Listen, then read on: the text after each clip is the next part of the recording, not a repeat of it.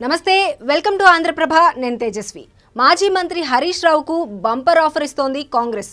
బీఆర్ఎస్లో ఉంటే నష్టమే తప్ప ఎప్పటికీ మేలు జరగదని చెప్పింది. ఆయన ఒప్పుకుంటే వెల్కమ్ అంటూ డోర్స్ ఓపెన్ చేస్తామంటోంది.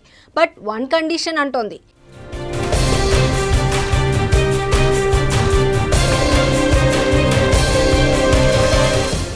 25 మంది ఎమ్మెల్యేలను తీసుకువస్తేనే ఆ శాఖకు మంత్రిని చేస్తానని చెబుతోంది. ప్రజాబలంతో గెలిచిన కాంగ్రెస్ను చీల్చడానికి చేస్తున్న ప్రయత్నాలు ఫలించవన్నారు. తెలంగాణ అసెంబ్లీలో అధికార విపక్ష సభ్యుల మధ్య మాటల యుద్ధం ఓ రేంజ్లో సాగుతున్నాయి. ఒకరిపై మరొకరు తీవ్ర స్థాయిలో విమర్శలు చేసుకుంటున్నారు.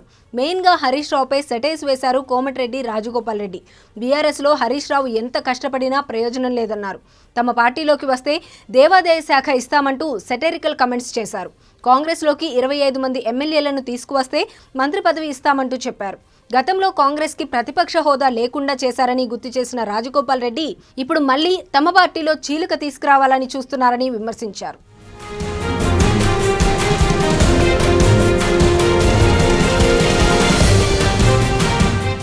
కేసీఆర్ రాష్ట్రాన్ని నాశనం చేశారని కోమటిరెడ్డి రాజగోపాల్ రెడ్డి ఆరోపించారు.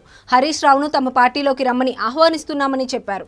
బీఆర్ఎస్లో ఆయనకు భవిష్యత్ లేదన్నారు. Harish Rao right person in wrong party అని కమెంట్ చేశారు. ఇప్పుడు రాష్ట్రాన్ని కాపాడుకునే బాధ్యత తమపై ఉందన్నారు. పదవుల కోసం పాకులాడే వాళ్ళం కాదని, ఉద్యమ సమయంలో పదవులను త్యజించిన చరిత్ర తమదేనన్నారు.